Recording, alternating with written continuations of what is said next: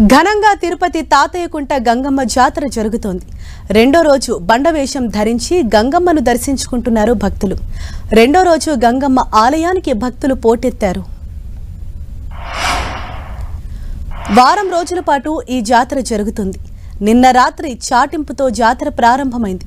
రోజుకో వేషంలో అమ్మవారిని భక్తులు దర్శించుకుంటారు. మొదటి రోజు బైరాగి వేషంలో అమ్మవారికి మొక్కులు చెల్లించుకున్నారు.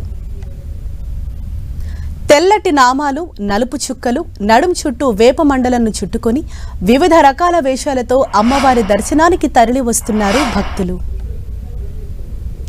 చిన్నారులు కూడా జై గంగమ్మ తల్లి అంటూ ఆలయం ఆవరణలో నినాదాలు చేస్తూ భక్తి శ్రద్ధలతో మొక్కులు చెల్లించుకున్నారు.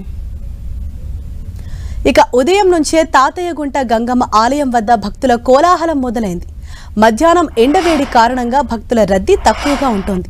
మళ్లీ సాయంత్రం అయ్యేసరికి ఆలయానికి భక్తులు పోటెత్తుతున్నారు. వచ్చే మంగళవారం నాడు తిరుపతి గంగమ్మ జాతర జరుగుతుంది.